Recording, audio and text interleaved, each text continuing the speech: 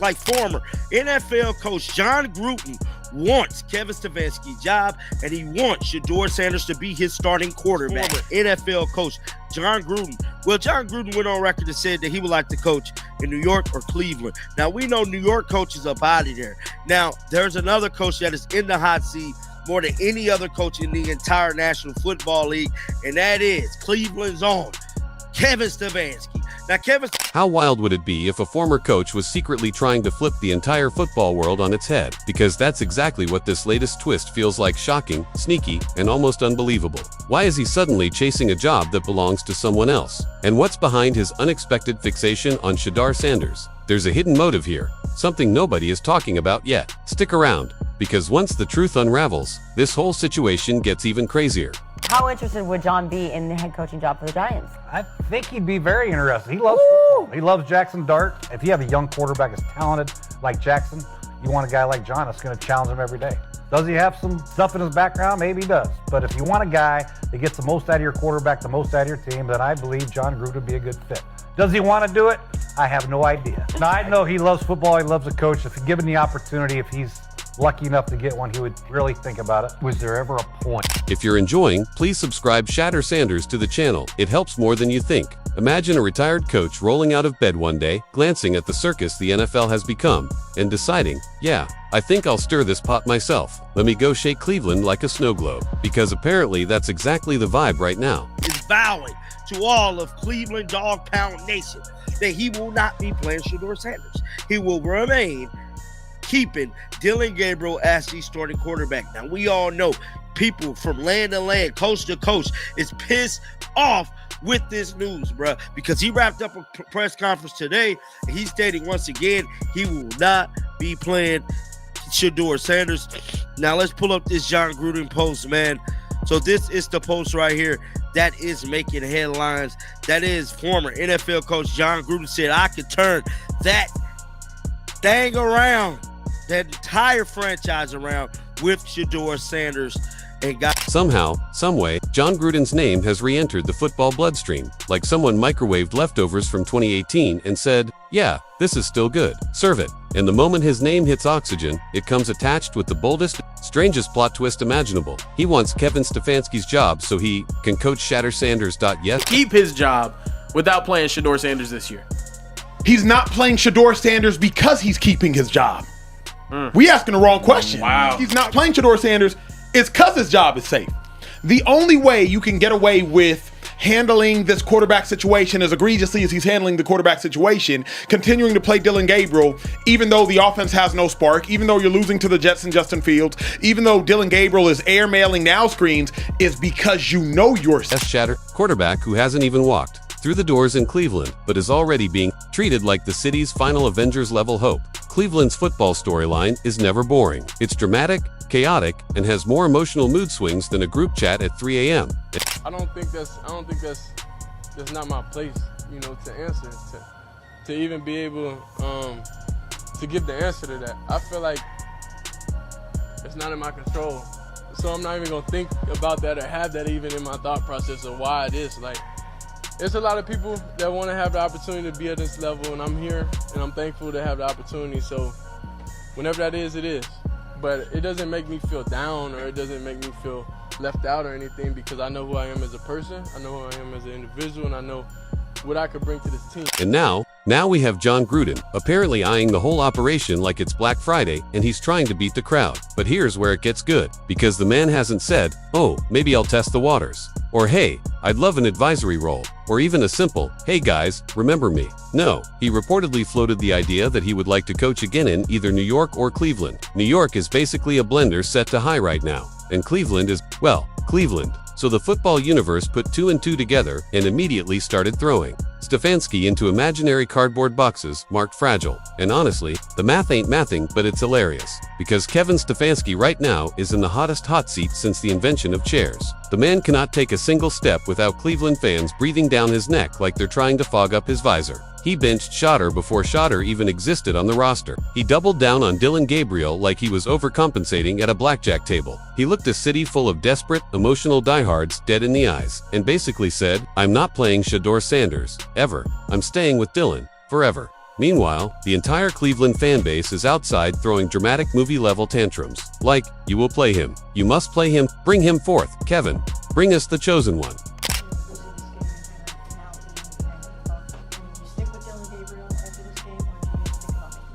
Yeah, we're going to stick with Dylan. Obviously, this is young players that you're always trying to get one game better and those type of things, but we have to play better as an offense. We have to coach better, all the above. Why wouldn't you, just to see if it does anything to the offense, give him an opportunity to go in there and play? Yeah, obviously my focus is where we are right now, Mary Kay. That's not my focus. But what does Stefanski do? He walks into a press conference, acts like nothing is burning, and repeats himself again. He will not be playing He will be keeping Dillon Gabriel as the starting quarterback. The audacity, the confidence, the refusal, it's like the man is daring the universe to fire him. And this is where the conversation explodes. Because once that press conference wrapped up, Cleveland media didn't just react, they combusted. They started imploding on live television like a group therapy session gone wrong. People were pointing fingers, raising eyebrows, flailing arms, and speaking from the spiritual depths of frustration. It was chaos with a broadcast signal. And then one analyst went full Shakespeare, yelling about situational awareness, sack-taking scenes, and game-ending catastrophes, all while trying to keep a straight face as if this wasn't the funniest meltdown in sports television. And yet, the funniest thing wasn't even the yelling. It was someone trying to defend Dillon Gabriel like he was a rare endangered species. He's only a third-round rookie, they said, deeply offended. He's only played 5 games. They cried, as if those 5 games weren't a slideshow of questionable decisions. He's just unlucky. And apparently, in this case, unlucky means taking sacks faster than you can say field goal unit scramble. Imagine If Kevin Stefanski had fear of losing his job, he would have been played Shedeur. Brian Daboll was like, you know what? I might lose my job. Here, Jackson Dart. Like, if you think you're gonna lose your job, you do move off of the Cats. So Shedeur Sanders is Kevin Stefanski's ace in the hole. The reason Stefanski's not playing Shedeur in my mind is because his job is safe. James, I look at it like this. Jimmy Haslam, Kevin Stefanski, they're on one accord. Andrew Berry, general manager, he views it differently. I think Andrew Berry, the general manager, he wants Shedeur, that's why he drafted him.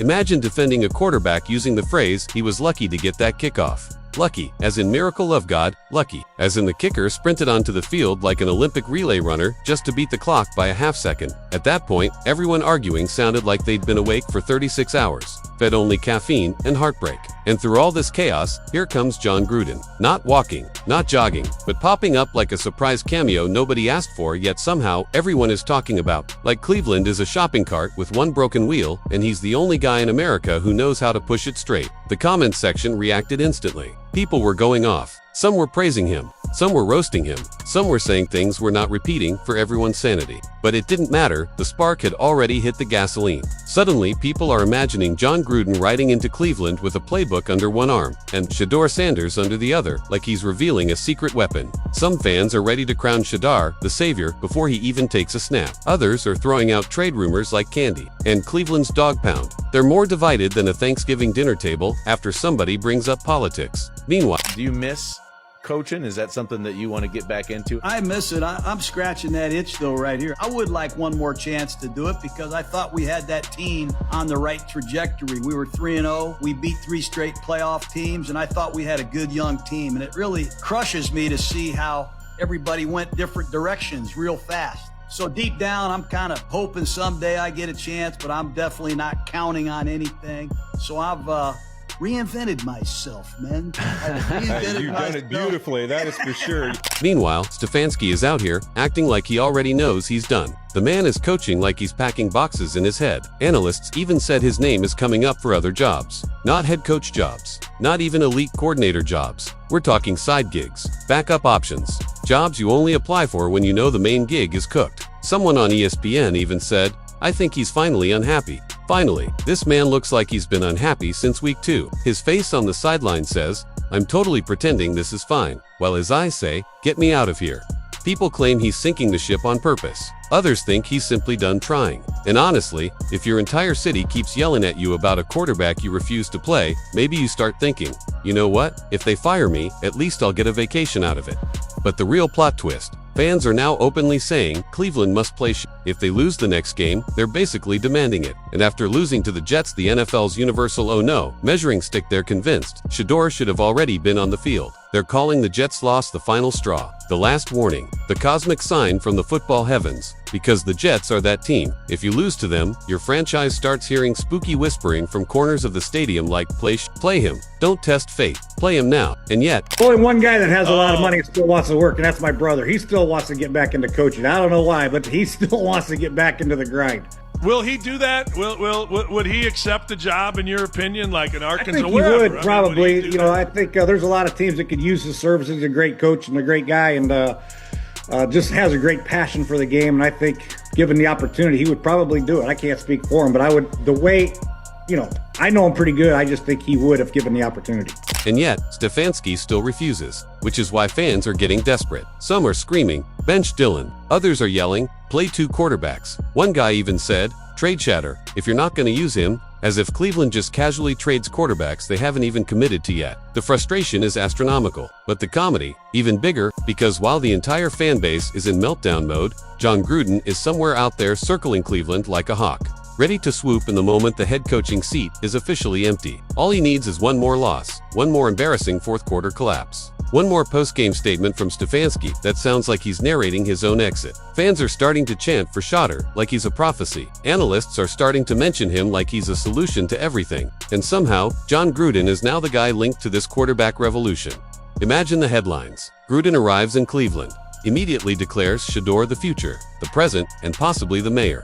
At this point, Cleveland media can't handle any more plot twists. They're hanging by threads thinner than the Browns' playoff hopes. Every day, a new rumor drops. Every day, a new meltdown hits the airwaves. Every day, somebody is yelling about sacks, offensive schemes, or why the backup quarterback should be promoted like a high schooler getting bumped up to varsity. I know a lot of people will say this too, like the Browns have historically rushed rookie quarterbacks onto the field before they're ready.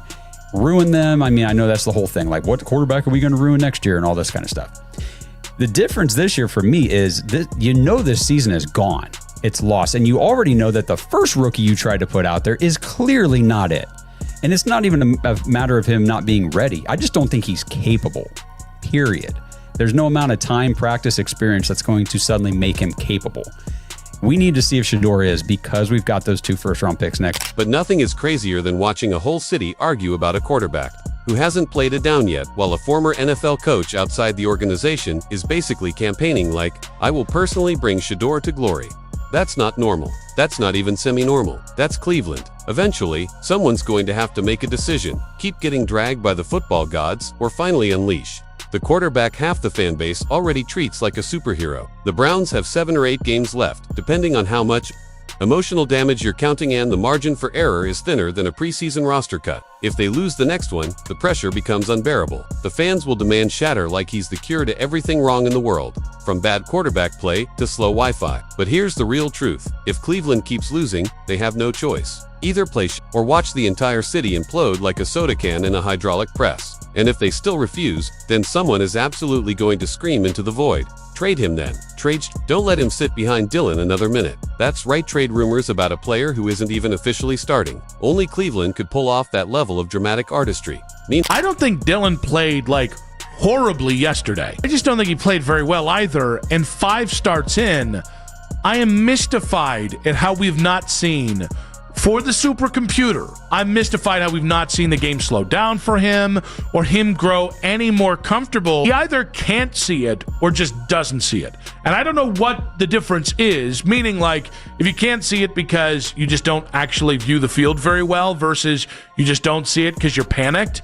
I guess you'd want it to be the latter thing, but I don't know. Meanwhile, the whispers get louder. Gruden wants the job. Gruden wants Shedeur. Gruden thinks he can fix everything. Gruden believes he's the key to turning the franchise around. And if Stefanski keeps losing, the door swings open wider and wider. This whole situation has reached maximum comedy. Preferably change that includes Shedeur Sanders throwing footballs like he's casting spells. And if anyone doubts how serious the city is, listen closely. Cleveland might not know who's coaching next month. They might not know who's starting next week. But one thing they absolutely know, We coming? If Cleveland had a citywide slogan right now, it wouldn't be Believe in the Browns. It would be something closer to Brace Yourself, because every 24 hours, another twist detonates. One moment the media is arguing about sacks, the next moment the fans are demanding Shedeur, like he's a mythical creature who holds the key to eternal victory. And somewhere in that tornado of emotions, confusion, and desperation, the Browns still have to play football games that actually count. But they told us that Stefanski's not mentioning Shedeur's name, and Rizzo today dropped the P-bomb. And if you watched yesterday's show, we dropped the P-bomb. We said that. That was the bet. Good work, guys. Good work, team. Every time I go on the internet, all I see is a bunch of dudes sitting around going, why are you not playing Shedeur, and why are you about it? Like they're playing the soundbite. He won't even say his name. He won't even say his name. What is that? What is that? Like, everything would make more sense if you came in and really owned shit. But the funniest part, the team acts like none of this noise exists. Stefanski looks straight into cameras with the calmness of a man who has already spiritually relocated to a beachfront resort. The players shrug like, look, man, this is above my pay grade.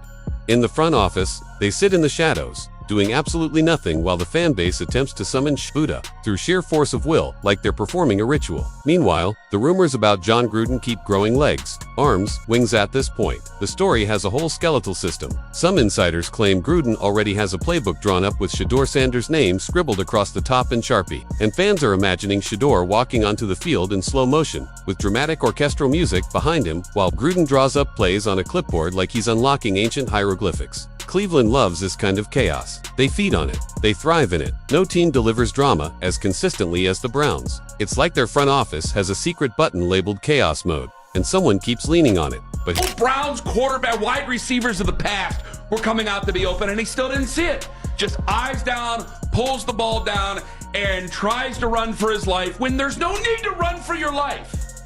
But we're told that this is a supercomputer. This is a sad facsimile of what quarterback play should be. I am sick and tired of it. For his own good, for my health, for your sake, for your emotions, because you watch the game completely different from me. This has to end. This has to end. But here's where things get dangerously funny. The Browns could solve all of this instantly by simply playing Shedeur Sanders. That's it. Problem solved. Pressure lifted. Fanbase calmed. Rumor mill cooled. Chaos reset. But no, instead, they insist on staying committed to Dillon Gabriel like he's part of a long-term experiment no one else understands. Every mistake he makes gets magnified by the way to see. This is why we need Every sack turns into an argument. Every incomplete pass becomes a philosophical crisis. And if the Browns lose one more game, oh, it's over. The calls for Shedeur will turn into marches. The local radio stations will start burning phone lines. Fans will show up outside practice with signs that say, play Shedeur or we riot. Cleveland is teetering on the edge of sports anarchy, and in the shadows of all this madness, Jon Gruden is probably somewhere smirking, knowing the moment Stefanski slips, the entire city will turn into a red carpet for his return. Because whether he actually gets the job or not, the message is clear. Cleveland wants the fans demand the drama requires and the city, oh yeah.